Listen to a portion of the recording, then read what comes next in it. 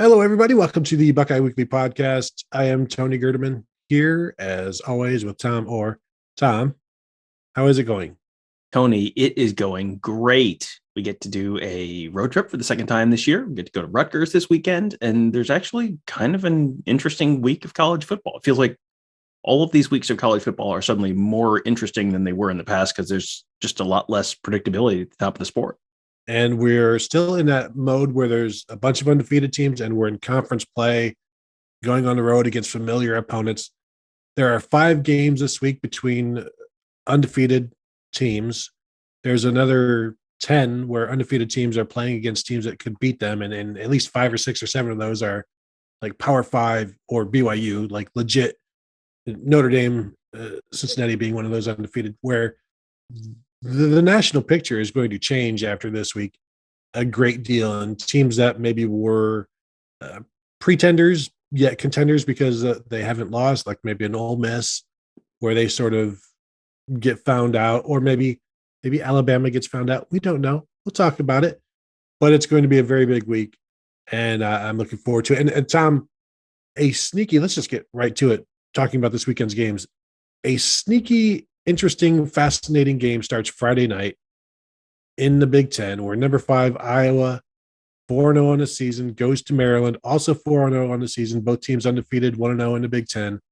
This one's going to be on Fox Sports 1 at 8 p.m. Iowa, 3.5-point favorite. Iowa to this point has faced teams where it's like they don't really get a lot of pressure on them. Like they're not necessarily boring opponents, but relatively boring opponents, I think. Maryland is not boring, could be exciting, will test Iowa. I think we'll get a really good idea of the entire scope of the Iowa defense in this one. Can they hold up? They had 6 interceptions in their first 2 games. Iowa did 3 in each game. Have gone the last 2 without any. I think this week they need to get back to their turnover ways against the Maryland passing attack to just slow down the Terps. And this is also an opportunity for the Terps to show, like, okay, we exist, we are real. And to this point, there's been no reason to really have much respect for them. I think their best win, their brightest game was against Ohio State in 2018 when what was it, 52-51 or whatever. This would be the opportunity to way better that, to actually beat somebody of merit. And yes, they beat Texas against Tom Herman back in the day, but this is something where it would be special for the program to be the top 5 team. And well, I hope the crowd is loud. I think that place only seats like 40 or 50,000. It's not a big place, but I'm looking forward to this one. I'm probably going with Iowa just because I want to see Maryland do something before I buy in, but I could absolutely see the Terps winning this. Yeah, the Terps, I mean, they're legit this year. They have not had a tear down the goalpost kind of win this year, but they beat West Virginia, which has turned out to be a pretty decent team. West Virginia beat Virginia Tech and nearly beat Oklahoma last week. They won on the road at Illinois, which, Nebraska didn't do. So that means something. And then they beat Kent State. They beat a pretty good Kent State team by 3 touchdowns last weekend. I mean, it feels like Maryland is kind of putting it together. You always kind of wondered with Mike Loxley, the talent was kind of coming in. You could sort of see, he would pull in the Raheem Jarrett's every once in a while. But, you go back to Maryland history and it's like, well, they had Stephon Diggs too. And what did they do with him? Well, not a whole heck of a lot. Stephon Diggs in the NFL looks like Stephon Diggs, the high school prospect. And then, so how was your career at Maryland? Mumble, mumble, mumble. Let's talk about the NFL. Like it just, Raheem Jarrett's like starting to look like he's going to be living up to that hype. Talia Tagovailoa is living up to that hype. I mean, Talia Tagovailoa looks like a guy who probably wasn't quite good enough to play at Alabama, but who's too good to be a Maryland quarterback. This is the really interesting line on this is the over under here, because it's like 48.5. And you look at that and it's like, you look at it from the Iowa side and it's like, that's way too high. There's no way they're, an Iowa game's going to, and then you look at it from the Maryland side, it's like, that's way too low. That's crazy, and this is, so can Maryland cash a couple big plays against Iowa and kind of get that score up a little bit? That's kind of intriguing to me. This is, anytime Iowa goes on the road, I always kind of have them on upset alert, because it's like Iowa at home is, just the whirling ball of knives. Like, don't touch, don't go anywhere near it. Like, nothing good is going to happen. And then as soon as they go on the road, it's like, they have lost they've lost their access to the sun's yellow power, and so suddenly they're mortal. So this is a really intriguing one. I'm hoping we are safely ensconced in our in New Jersey somewhere that we can sit down and watch this whole game, because I am legitimately intrigued by this one. Yeah, I have no idea what to expect from Iowa's offense against Maryland's defense. They held West Virginia scored 24 on them in the season opener. That's the high water mark for Maryland's defense. Does Iowa need 24 to win? It feels like 24 might win it for Iowa. I don't know if it wins it for Maryland, because that feels like it's a little bit of a high scoring. I think if you get 24, you're probably feeling good, but I don't know if that's going to be enough to win. But I guess it wouldn't shock me with these two teams, and we'll learn more. But again, it's Iowa and Maryland, so from week to week it could be completely different. Like, they could play next week and it would just be a completely different affair. And that's comes down to coaching, talent, depth, and stuff like that. Let's move to the biggest game in the SEC. Possibly Vanderbilt, UConn. No, is that Tennessee, not? Tennessee, Missouri. Oh. No, actually, it's one of the two undefeated top 10 matchups. I assume Ole Miss is in the top 10. Are they in the top 10? I don't know. I don't pay attention to the polls because they're meaningless. See, that's where I am. And we will talk about that game later. No, Ole Miss is number 12. First, let's talk about number 8, Arkansas, at number 2, Georgia. Both teams 4-0. Two of the three best defenses in the SEC right now. So anytime Georgia is in a game, I think taking the under is probably the way to go. The over-under here is 48.5. Georgia being an 18.5 point favorite to me just seems wildly high. Arkansas can run the ball. Georgia has the best run defense in the SEC. But there's just something about Arkansas right now. They're the team, I don't know, they're not quite America's team, but you root for them. You like everybody loves Sam Pittman, their head coach, and there's just a lot to like there with the way they do stuff. And they've got a quarterback who can run and can throw, makes life difficult for defenses. I think, for me, I'm going to go ahead and take the points on this one. I feel pretty decent about that, because you're asking Georgia to win by 3 touchdowns essentially. And, this isn't Monmouth. This isn't Mercer. This is an actual SEC West opponent that has looked very good, and not just based on, well, they've played the same, the typical non-conference schedule that you would expect an SEC team. So they've done some things. So I would probably go with the under and take the points here. And 18.5 just seems like a lot. 18.5 seems like a ton, because Arkansas has played good defense this year. I mean, Arkansas gave up 17 to Rice, 21 to Texas, 10 to Georgia Southern, and 10 to Texas A&M. I mean, Texas A&M is a deeply flawed team, but I'm not overwhelmed with Georgia's offensive talent. Like, they're fine, but they're not. Like, the party piece on Georgia is the defense. So you figure Arkansas is not getting much above 20, maybe not even 220. And, so is Georgia scoring 30 points against this defense? I don't necessarily see that. I think you're going to see, I think you're going to see Kirby Smart kind of big dumb man ball it. Like, I feel like when he's got a big game, he kind of like curls back into a shell. Like, it's fun to just rain hellfire down on Vanderbilt or UAB, but it's like when it's a big game, he just turtles a little bit. And I think you're going to see a lot of just running between the tackles, and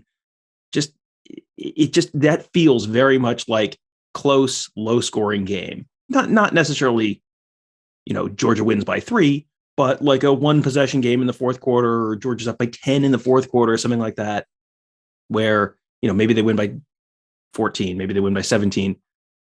18.5 is a lot of points. And that's a pretty high over under for two teams that I think have pretty good defenses. So I'm with you. Take the points and take the under. I was just thinking when we would be doing our pregame show and try to get done so that we could watch the noon games. And then I remembered we may not be allowed into the press box until like 1:30, like halftime of these games, which is just appalling, Tom.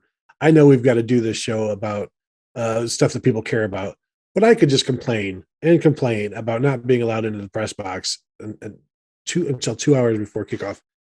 But I won't do it. I just know, everybody, that's ridiculous. Tom, let's move to the second noon game that I want to talk about, which is number 14, Michigan, undefeated at Wisconsin, 1-2. Wisconsin is now a 1-point favorite. I think this started out with Michigan being a 1-point favorite. The money and the line moved to Wisconsin. The over-under is 43.5.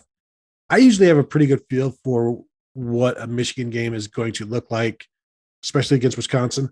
This is not your standard Wisconsin team. And as I'm thinking about this, I think this is two pretty evenly matched teams in Madison.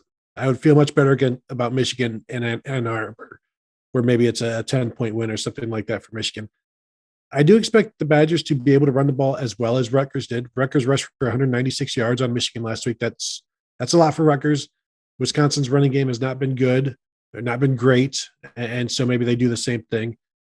Michigan, meanwhile, I don't expect them to be able to run the ball against Wisconsin. They couldn't run it that well against Rutgers. Wisconsin can stop the run. They've got a good defense. To me, it just depends on how many turnovers Graham Mertz has, or whether it just is it time for Chase Wolf. Do you want to put in a new quarterback, or do you stay with the experienced guy, even if that experienced guy is going to cost you a couple of possessions?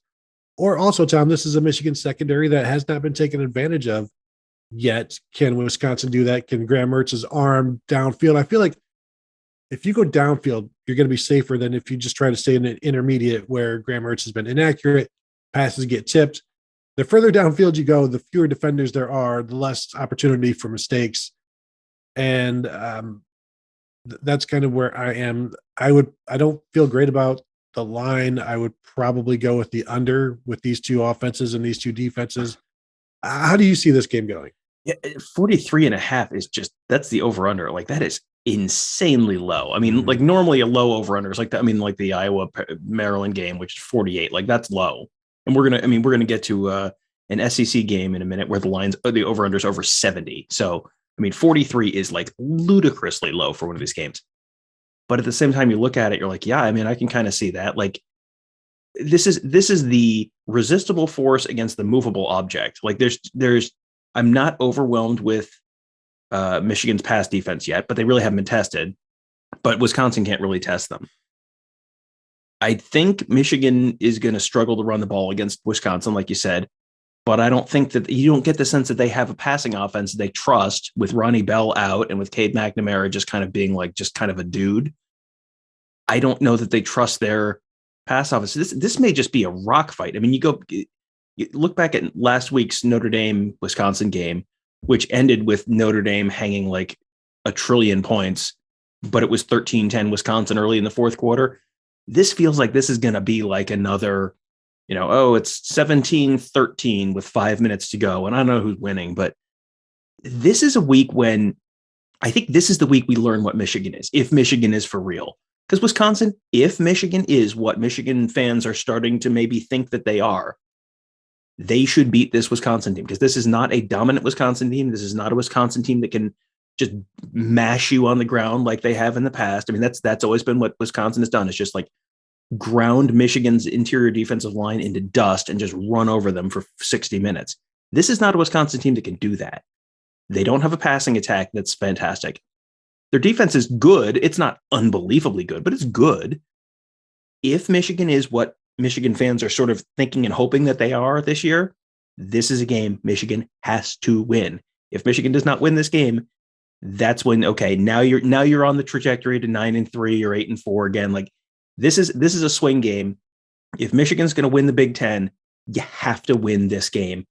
If and this is like one of those referendum games on Jim Harbaugh, where you're gonna have a very different conversation about Jim Harbaugh after the season if they win this game versus lose this game. This is the second Big Ten game that I legitimately cannot wait to watch. I don't think we're actually going to get to watch much of it, but that's okay.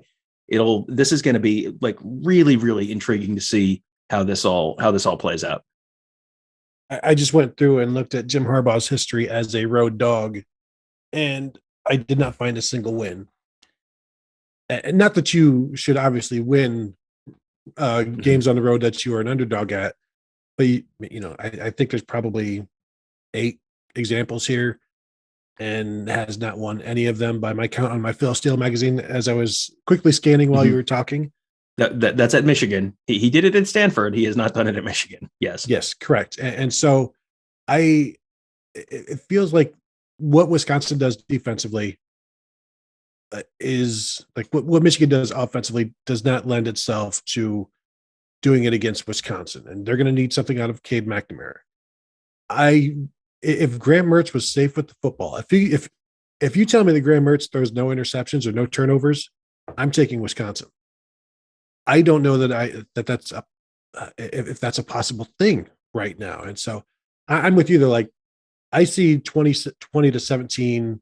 Who knows? Like just whoever 21-13, just within the score at the end, and it just depends. Does Graham Mertz turn the ball over at the end like Noah Vedral did last week for Rutgers? And if you can tell me yes or no on that, then I'll have a better idea. I just think this is going to be a 1-score game at the end, and whoever makes the plays at the end, defensively or offensively, comes away with it. And I'm not touching it. I would probably maybe go with the under, just because I don't know that I see both teams scoring 3 touchdowns, that sort of thing. So that's where I am on that.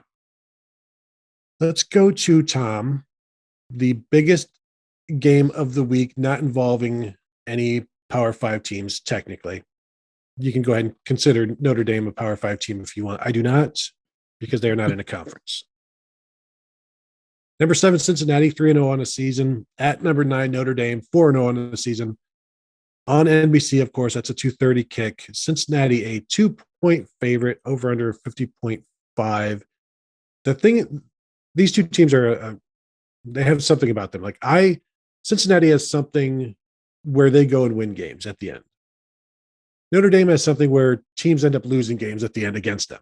That's Wisconsin just completely collapsed. And as you said, lead in the fourth quarter, and then it all went away. And sure, Notre Dame made some plays, a couple of pick sixes. I'm going to go ahead and put the blame on the quarterback for that rather than crediting the defense. And that's just based on the history of the quarterback at this point. Cincinnati, they found a way against Indiana. They were down, I think, a couple scores in that game and came back and won that. And just the belief that they have, like they believe they're going to do it. Sometimes it feels like Notre Dame's like, whoa, can you believe we just did that? So that's where I'm on these guys. Yeah, I'm still not really bought in on Notre Dame this year. I mean, you go through their schedule, it's overtime win at Florida State, which has turned out to be just hot garbage. 3-point win over Toledo. 2-touchdown win over Purdue, who's like fine, but probably also like the 11th best team in the Big Ten this year. And then the Wisconsin, a deeply flawed Wisconsin team, which you ended up with a score that it was not representative of the flow of play. Something else that I think is just worth kind of keeping an eye on here is Notre Dame they had to go to, it's not a long trip to Chicago, but they had to go on the road last week. And you generally, the week after Wisconsin, there was always like the Stanford hangover. You kind of have the Wisconsin hangover where your defensive front has gotten kind of mashed on for a while. You're probably a little sore. You're probably a little tired. Cincinnati had a bye week last week. That's a well-timed bye week after the win over Indiana. So I think it feels like, karmically in the universe, it's time for Cincinnati to do this.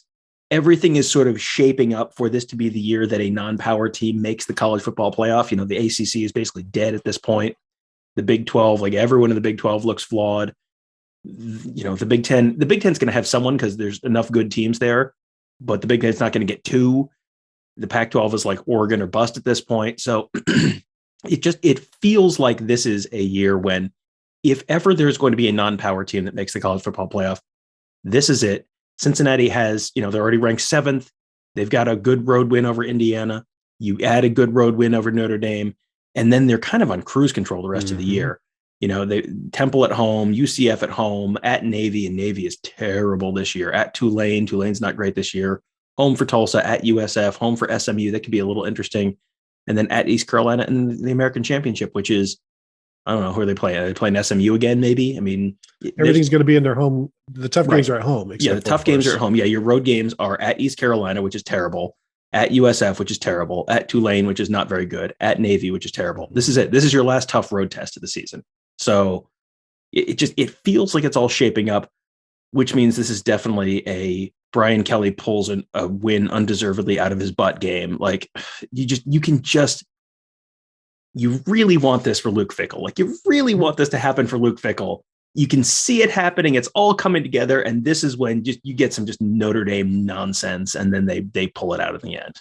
That's kind of how I feel. Like you don't even want to get your hopes up that it's going to happen. Because the whole Lucy pulling the football. Mm-hmm. Well, it's like the Peach Bowl last year with Georgia. Mm-hmm. We watched that in the hotel before we went to the Sugar Bowl. And it was like the whole game, Cincinnati's winning. You're like, good for you, Luke Fickell. And then their left tackle get kicked out for targeting or something stupid like that. And then all of a sudden they couldn't stop them. And then they ended up losing on a field goal at the gun or whatever it was. And it was just like, you really want this to happen for Luke Fickell because he's doing a fantastic job. He's stayed there. He stuck it out. He's turned down other opportunities to really build that program and make it his own. And it's like, you really want this to happen for him. And if the universe was a wonderful place, Brian Kelly would not be the winningest coach in Notre Dame's history. So therefore, you gotta kind of just assume something terrible is going to happen, and then Notre Dame will make the playoff. And then Tony, I have a prediction for what will happen in Notre Dame when they make the playoff. What? I think it will be unfortunate for Notre Dame. That is good thing this isn't our bold prediction show, but we need a national bold prediction show. That way we can just argue with each other for hours a week. Yeah, like Cincinnati being a favorite here, you hope for the best, you expect the worst, and that's really all you can do. And not that you're rooting against Notre Dame or anything like that. Obviously, you don't want to see them in the playoffs unless you are also in the playoffs. Then you absolutely want to see them in the playoffs. Can you imagine this Notre Dame team playing like Georgia? I mean, it would be the first time in college football history that a team has negative yardage in a college football playoff game. Like Georgia could kick a field goal in the first quarter, and that would be all they would need. Just sit on that 3-0 lead. Just like turn it into the snowball, punt on first down. It doesn't matter. Tom, let's move to the biggest game in the world at 3:30 p.m. on CBS. Number 12, Vanderbilt, UConn. Not yet. We'll get there. I mean, yes. Let's save the last 45 minutes of the show for that. Number 12, Ole Miss 3-0 on the season at number 1 Alabama. 4-0 on a season on CBS, of course. Alabama, 14.5-point favorite. The over-under, the first time I saw it, it was at like 80. The one on ESPN right now has it at 79.5. And plummeting. It's plummeting. It's an insane over-under, but then you look at past games and like the last year, Ole Miss put like 640 yards of total offense on Alabama. The year before, it was another, like their second highest yards allowed per game, Alabama. That Ole Miss put on them. Like Lane Kiffin has Alabama's number, sort of, like in a sense, like relative to everybody else who may have a number. Lane Kiffin has Alabama's number. I expect this is going to be much like Vegas. I expect this to be a high-scoring affair because he knows how to attack Alabama. Alabama struggles with what Ole Miss does. Matt Corral with the RPOs. He can run. He can. Ole Miss does a lot of misdirection, a lot of funky stuff. It's really entertaining to watch, and Nick Saban hates dealing with it. And so for that alone, it's entertaining. Well, and those guys have that personal history where it didn't end like super well between them, and you can go back and just look up any number of videos of Nick Saban just absolutely chewing Kiffin's butt out on the sideline. That was one of my favorite dynamics where you could just tell he just absolutely freaking hated him. And it was like, well, but he's going to score points, so I guess I just have to deal with it. And yeah, it was the angry Nick Saban is one of my favorite things because he gets so big mad over seemingly little stuff. But here is the last 4 seasons, number of points that Alabama has put up on Ole Miss. Ready? 66, 62, 59, 63. Last year was 63-48. And I remember watching that game. That was like a couple weeks before the Ohio State season started. I just sit and enjoy a college football weekend. You knew the college football season was coming. So it was like, you could get back into it. You're excited. And so but you could sit at home and watch it. I remember I set up a TV outside. It was a nice, cool evening, just sitting watching it. And it was just watching two tennis players just volley back and forth. And it was just touchdown, touchdown, touchdown, touchdown. And Alabama finally broke serve 8 minutes left in the game, maybe, and stopped Ole Miss once. And it was and that's the game, because they have no chance of stopping Alabama again.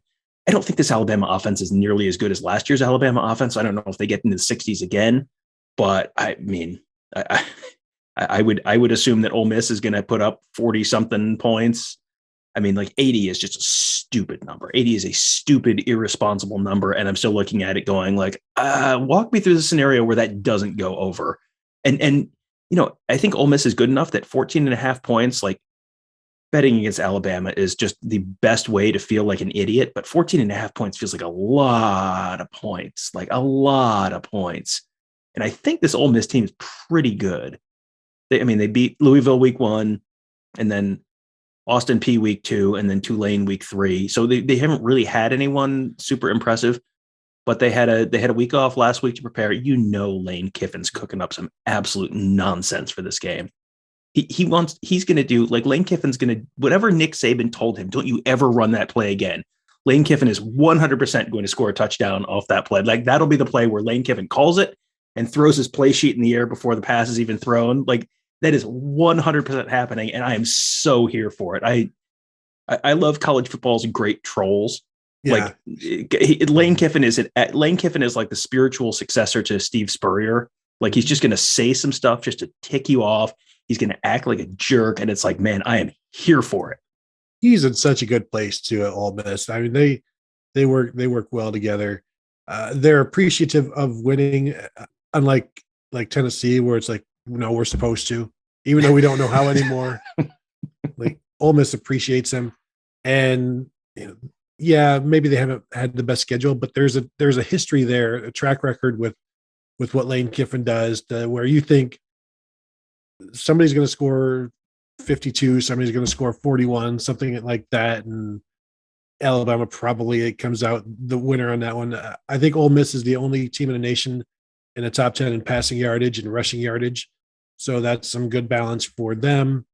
Alabama's defense is not as good as, it's not, no defense is what Alabama was, 3, 4, 5 years ago. Those defenses don't really exist anymore. They can't exist anymore, especially if you're also having an offense like Alabama that is scoring every 1.4 minutes. And then now your defense is on the field 3 more times than it was previously. But I guess with go over, and I think Ole Miss keeps it to I would never. I was going to say 11 or something. They're just always out of arm's reach, but then always being out of arm's reach can go from 11 to 18 real quick. And so it's just, what, I'm just gonna watch it on my phone, have it there in the press box, maybe, and not be able to pay much attention to it, but know, man, there's a very good chance this could be the craziest, most entertaining game of the season. And we'll be watching Rutgers. and happy to do so. This is one of these weeks when you really want 2 TVs. You really want a multi-TV setup. I've got that in my basement. I've got it set up where I can do that when we have an off week, or when Ohio State plays on a Thursday or whatever. And This is one of those weeks you really want to have 3 or 4 screens going, because there's just, we're at 3:30 and we've already talked about 4 or 5 games, and I'm man, I cannot wait to see that game. And another game of note to Ohio State fans, 3:30, number 3, Oregon is at Stanford. Oregon's an 8-point favorite. This is just one to keep an eye on. I don't have much to say about Oregon or Stanford at this point. Oregon up by 5 in the fourth quarter at home against Arizona last week when I got home, as I've said on the show before. So it's they're not above losing to any random Pac-12 team. And Tom, Stanford is as random a Pac-12 team as there is. Yeah, you look at they're 2-2, and you look at it, and they got smoked week 1 against Kansas State in Arlington. And then week 2, they come out and they just destroy USC. It ended up 42-28. It was like not as close as the score indicated at the Coliseum. Week 3 at Vanderbilt, who's just absolute garbage this year, and it's 41-23. Like, how did you give up 23 points to Vanderbilt? And then week 4, lose to UCLA at home, 35-24. Like, it feels like this is not a good Stanford team, but also, yeah, Oregon on the road, like, yeah, maybe. I mean, Oregon has had like the one game against Ohio State where it's like, wow, this team looked really good, and the rest of the season has just kind of been like, not great. They feel like they're going to get got at some point. I don't think Stanford's quite good enough to get them, but they have road games coming up at UCLA, at Washington, at Utah. Like that looked a lot more intimidating before the season than it does now. But like this, it just feels like Oregon is just going to get, they're going to stumble at some point. And they have UCLA is the only ranked team left on their schedule. So, they have the Ohio State win to hang their head on, and maybe that's enough to get them through if they stumble once. But it's that team just still feels deeply flawed to me, like in a way that if Ohio State gets Oregon again somehow in the college football playoff, I feel like the trajectories there are that Ohio State would clobber them the second time they play. Yeah, they got away with one in Columbus, taking advantage of some defensive shortcomings for the Buckeyes. That obviously it's Ohio State's fault, and that to me is like, it's more of an Ohio State loss than an Oregon win, But of course, they're 4-0. Ohio State isn't. Tom, let's move to another 4-0 team, one of your favorites, the number 6 Oklahoma Sooners, and a game that you have been looking forward to for since the last time they played, and every year these two teams, it's like, who's going to beat Oklahoma? Nobody's going to beat them in the Big 12, and then of course it's like, oh, did you see Oklahoma is down like 7 to Kansas State in the fourth quarter, and who could have known? And here we are. Here we are again. Kansas State Oklahoma's a 10.5 point favorite. And I mean, the over under on this one is 55. 52 and a half. 52 and a half. Like, when was the last time you saw an Oklahoma game where the over under was in the low 50s? It feels like every Oklahoma game is like in the high 60s, low 70s. But I mean, you look at this year's team, beat Tulane by 5 and needed to recover. They didn't recover. Tulane had the ball. They recovered an onside kick. Tulane had the ball driving to potentially win and fell 1 yard short of a first down. They clobbered Western Carolina, who's terrible. 7-point win over Nebraska, scored 23 points. 3-point win against West Virginia at home. Those are 2 home games, and a 7-point win over Nebraska where you score 23 points, and a 3-point win over West Virginia where you score 16 points. At K-State, I mean, K-State is exactly the kind of team that is just going to make you hate your life. And, Kansas State lost to Oklahoma State last week, beat Stanford week 1, which, how much do we want to read into that? Like, yeah, it's a week 1 kind of wonky thing, but this just feels like K-State is going to at least make Oklahoma just absolutely hate their lives. It probably goes under. It's probably very close, and I would not be remotely surprised if Kansas State won this. I think one of the benefits for Oklahoma is they get to play on the road. They don't have the fans booing them. They don't have their home fans booing them like they did last week. And they don't have fans yelling at Spencer Rattler and calling for the backup quarterback. So this is an opportunity for them all to come together, Oklahoma against the world, that sort of thing, and not have to deal with the environment around you. It's one of those things where you just get in your cocoon, into your bubble, and you go, and it's just the 72 or 75 of you or whatever. And there's no outside noise. It's just you guys focused on what you do. And I think while it's always better to play home, I don't know that it hasn't mattered against Kansas State of late. It's like they'll beat you wherever. So at least here, the people booing you are the enemy. And it's not like a lack of support. Like, why are they booing us? And you don't have to worry about that. You can just worry about the game and worry about executing and go from there.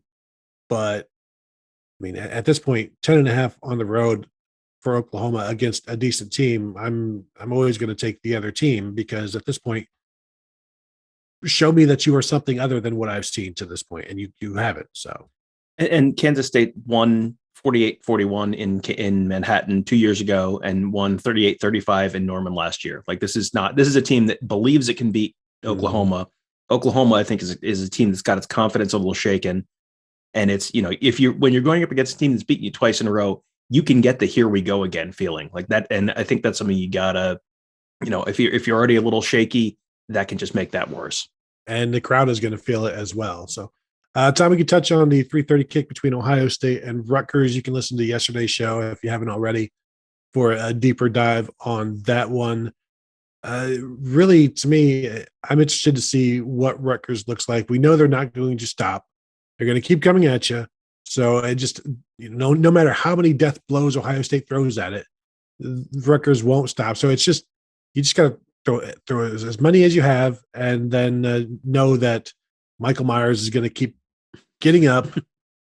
But if you've got 6 touchdowns on the board, that's enough of a buffer that he won't be able to get to you. But I think obviously the talent advantages with Ohio State, the culture advantage, the desire advantage. We'll see. That will be interesting. We'll have to see how Ohio State responds to just the relentlessness of Rutgers. Yeah, and this is, I think, going to be by far the closest game in this series. This seems like a game where, a lot of the stuff I just said about Kansas State, they're going to just kind of drag you down a little bit like what some of the less talented, but still kind of a pain in the butt kind of like Northwestern teams might try and do. Grind the clock, keep your offense off the field, keep the chains moving, just a lot of picking up 3rd and 2s. Like that's sort of what the vibe of this game is to me. Just a lot of Rutgers picking up 3rd and 2s, or maybe even 4th and 1s. Greg Schiano, I am constantly screaming on Twitter about idiot coaches who are huge underdogs, who are playing like, well, let's punt and play field position. Like Greg Schiano knows this could be a signature win for him, where it is like, here's the proof of concept. Like you're already, you've got 3 wins. You're on track to make a bowl game in year 2. Like you're already kind of seeing the results that you sort of expected maybe from Greg Schiano. This would be like the ultimate proof of concept. This is, like how Indiana always needed to get over the hump and could never beat Michigan, could never beat Ohio State. And then they did. And then they beat Penn State last year. And then they beat Michigan last year. And then it was like, and now Indiana's like a viable program, and everyone's talking about Indiana a different way. Rutgers almost got Michigan last year. They came kind of close to getting Michigan this year. They got nowhere near Ohio State last year. They got blown out, but they kept coming back. Like you said, they kept fighting. This just feels like Greg Schiano is going to throw the absolute kitchen sink at this game, because he needs to win this one, or he needs to beat Penn State. And you do that, and all of a sudden the whole conversation around your program changes. Yep, absolutely. Tom, let's move to the SEC. 6 p.m. kickoff between Kentucky and Florida. That one is in Lexington. The undefeated and unranked Kentucky Wildcats, unranked because they have beaten Louisiana Monroe, Missouri, Tennessee Chattanooga, and South Carolina. The South Carolina game, actually all of those games, the last 3 by 1 score. So it's not like they've beaten some bad teams and some teams and not been emphatic about doing it. But the rare 4-0 SEC team that is also unranked, which is just an insult to the entire conference. I'm sorry, I guess, but I also greatly approve it. So here you go. Florida, I believe, has won the last 2. Kentucky got Florida a couple of years ago, 2018 in Gainesville. Florida favored by 8 in this one. You always just expect Kentucky to fall. On the road, or at home, they're tougher. Florida is a flawed offense, fair to decent defense. I have not seen anything from Kentucky at all this year. I couldn't even tell you, what to expect from them. I feel like this is just one of those where Florida's talent and explosiveness kind of just, melts all over them and eventually gets them caught up in the sticky goo, and Florida wins. Yeah, I don't know where, Kentucky's keeping up with Florida in this game. Like if Florida's got too much big playability, Kentucky 28-23 over Chattanooga 2 weeks ago. The Chattanooga Mocs, Tony, went into Kroger Field. You don't just walk into Kroger Field and walk out with a loss smaller than 5 points, sir. That is not how they roll at Kroger Field in Lexington. Yeah, I don't know. I think Florida's pretty good, but I don't know that we're necessarily, outside of the Georgia game, I don't know that we're actually going to get a sense for how good Florida really is. Like they are set up very well, where they had the close loss, the quality loss to Alabama, 31-29. They're going to play Georgia on October 30th in the cocktail party. I just read Pro Football Focus had a ranking of the easiest remaining schedules. Tony, which team had the easiest remaining schedule of any Power 5 team? Is it Florida? It is the Florida Gators, Tony, the mighty SEC East. You're gonna hear, if they have a close loss to Georgia, you're gonna hear people talking about, well, they ran the SEC schedule and they're 10-2, and you can't hold two tough losses, and you just are gonna want to jump off the roof. But yeah, here's the remaining schedule: at Kentucky, home for Vanderbilt, at LSU, Georgia, at South Carolina, Samford, at Missouri, Florida State. Like, woof. That is like a bunch of spring games, and then you're playing Alabama and you're playing Georgia. That's it. But yep, you're going to get ready to hear about quality losses with Florida. And listen, they have to be the number 5 team in the country, because their only losses are to the two of the top 5 teams in the country. So they have to be number 5 because they're better than everyone else. Well, a 2-point loss to Alabama is equivalent to an 8-point win over Oklahoma, at least. Oh, sure. So yeah, and you know what? Like, respect to them for playing well in that game, but that game was also 21-3, and I think Florida got stopped, but there was a penalty. Like, they were down 21-3, and I think they got stopped, but it was like the roof was about to fall in, and there was like one play or a tip pass or a penalty or something. I'm now blanking on it, but they nearly got run out of the building, and that one play kind of swung the game. And so yes, you made the most of it. Good for them. But yeah, I'm already sort of pre-annoyed at the conversation around Florida that we're going to be having in 2 months. There's time to, you don't have to be pre-annoyed, Tom, but just set your calendar. Like, put a note in there. Mm-hmm. The final undefeated game, the game between undefeated opponents, as we try to speed through here and wrap up a little bit. Number 21 Baylor 4-0 at number 19 Oklahoma State 4-0. The over-under on this is amazing to me. It's 47.5. Just given the history of these two teams.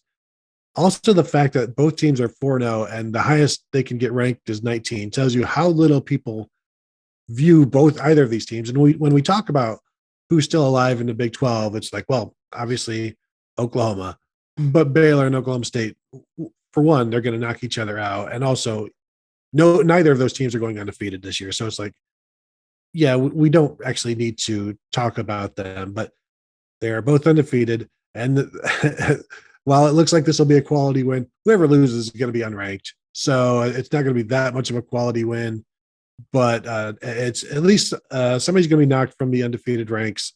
I have no idea who it would be. Probably side with Oklahoma State because they're at home, but they've been also very disappointing in certain aspects of their game, as you expect more from them. Same could be said of Baylor, Tom. I am avoiding this one altogether. Yeah, the whole Big 12 this year is just kind of like, there's Kansas, who's terrible, and then there's everyone else who's like, yeah, they're okay, but they're kind of flawed in some way. And you take the top 9 teams in the Big 10, in the Big 12, and I could kind of go like, yeah, I mean, I could see just about any of them beating just about any of the other ones. This is right in there with me. Like, you go through Oklahoma State's schedule: 7-point win over Missouri State, 5-point win over Tulsa, 1-point win at Boise State, and then 11 points win at home against Kansas State last weekend. Like, okay, that's a good win. Baylor, 9-point win over Texas State, 66-7 over Texas Southern, 45-7 at Kansas, and then 31-29 against Iowa State last week. And Iowa State, like, you can hang your hat on Iowa State because Iowa State's like that's a respectable team, but we don't really know what Iowa State is. Like, what is Iowa State right now? They're 2-2. They have a 6-point win over Northern Iowa. They lost to Iowa. They beat UNLV, who's hot garbage, and then they lost to Baylor. So, like, what is Iowa State right now? There's just, I don't know that I ever feel like I have a good handle on anyone in the middle of the Big 12. It's just kind of this like gelatinous mush in the middle of that conference. It's just like, yeah, I don't know. The third place team could beat the ninth place team, or the ninth place team could beat the third place team, and it was like, yeah, sure, whatever. I don't know. There's a lot of that all over the place. One game I'm pretty sure about, Tom, Indiana at Penn State. Penn State is still among the undefeated teams in the nation. Indiana certainly not 2-2. We thought this was going to be possibly a big time matchup before the season. Penn State favored by 12.5. I think Indiana is cooked. All they have is Michael Penix, and he's been part of the problem more than he's been part of the solution at times. I think he threw like 50 some passes last week, completed like 66%, but no touchdowns. They barely got by Western Kentucky. They could have been 1-3 coming into this game. They have no running game really to speak of. Stephen Carr has done some things, but they're not going to be able to run the ball against Penn State. They're going to be one-dimensional. Penn State has some decent defensive backs. They're going to force some turnovers. Who knows how many pick sixes? I'm setting the over at 3.5, and we'll see. It may just be 3, but I feel like Penn State is just not murder Indiana, but just stifle them. And Sean Clifford for Penn State's playing well. I could see this being like a 24-3, something like that, 27-10, just really, really arm's length for Indiana in this one. Yeah, I'm as in on Indiana as everyone got last year. Like the roof has just fallen in. Like they had that they opened last year with the big win over Penn State, and it like catapulted them to this great season. And it was like the exact opposite this year. They open on the road at Iowa and just get crushed. And then they have a lead against Cincinnati in week 3, blow it, lose by 2 touchdowns, barely beat Western Kentucky last week in a road game, which remains one of the stranger scheduling decisions I can remember. But yeah, going on the road, prime time at Penn State, like Penn State is, I think Penn State is going to remember what happened last year in Bloomington. I don't think Penn State particularly appreciates what happened last year in Bloomington. I don't think, I think you go through the many and varied Big Ten conspiracies against Penn State that is certainly on the list. That they called that a 2-point conversion a good. This just feels like Penn State comes out and just smears Indiana all over the field. I don't see it. And then Indiana has a bye week. Then they get Michigan State at home, Ohio State at home, at Maryland, at Michigan, then Rutgers. Like, holy smokes, this could be bad for Indiana. Yeah, I think it's going to get bad. And at this point, I keep saying it might be time to go to Jack Tuttle, but Penix, it's not like he was the issue last week. It's just something has to change. But changing for the sake of change isn't always a good idea either. They love each other, Tom. LEO, that's their motto. Just got to stick together and get through this. And any other coaching adage, cliche you want to throw in there. Tom, I think the last game we're going to talk about here, just because Vanderbilt UConn. Oh, sorry, Tom. Ooh, we have run out of time for Vanderbilt UConn. You'll just have to record something. You know what? Morning Scoop. We have an 8-hour drive to Rutgers. I'll have plenty of time to talk to you about Vanderbilt UConn. The good news about that game, Tom, is it's in prime time. So immediately after the Rutgers game, you can start watching UConn at Vanderbilt on ESPNU at 7:30 if you would like. Tickets as low as $2. Wow. I didn't know you could sell tickets for $2. StubHub, the minimum on StubHub is $6. So it is below the minimum on StubHub. That's good. Yeah. So if you're in the Nashville area and there's absolutely nothing else to do, take your bachelorette party to Vanderbilt UConn. If you're a sicko, there's the game for you. But 4-0 Boston College, unranked 4-0 Boston College at ranked number 25 Clemson, 2-2 Clemson. Don't talk about the record. It's not important, and Dabo doesn't want to hear about it. Clemson's a 15.5-point favorite. Over under is 46. We've seen Boston College should have beaten Clemson last year at home. They had, I think, an 18-point lead at one point, and Clemson just kept fighting back, and eventually overtook that one. And it was a learning experience for Boston College.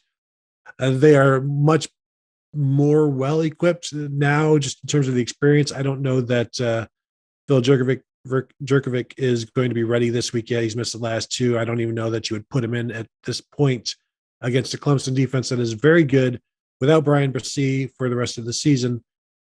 But I think also we saw North Carolina State didn't seem to care too much about that Clemson defense last week as they beat the Tigers. The 15.5 points, I don't know that at this point Clemson can lead a team by more than 2 touchdowns. 2 touchdowns feels like a lot. And so, I would definitely take the points in this one. And who knows, I might. And, I does Clemson win? Maybe.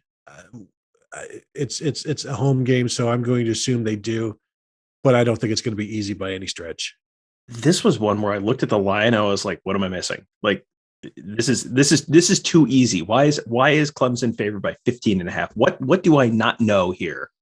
Because Clemson has shown zero ability to score. They just, you mentioned Brian Bresee being out. They also lost Will Shipley, who's one of their freshmen, kind of one of their few playmakers on offense, which is just crazy to say with like a team that has Justin Ross on it. Like one of their few playmakers on offense, Will Shipley is out this week as well. Boston College isn't fantastic, but did Clemson get a new offensive line this week that I didn't see? Like, but how are you scoring enough to put Boston College in a hole? Like, I don't get it. This feels trappy to me. Like someone has to know something that I don't know for this to be a 15.5 point line. Cause I would have guessed 8.5, 9. Yeah. Where it's like Clemson wins and they're good, but they're not so much better. Have people not figured it out yet? Is Clemson still too much of a brand name that people are just go, well, they'll figure it out. They're going to be fine because they're Clemson. They're always fine. It's like, I don't know that this year's Clemson team is going to be fine. It feels like maybe they're not going to be fine. It definitely feels like they're not fine right now.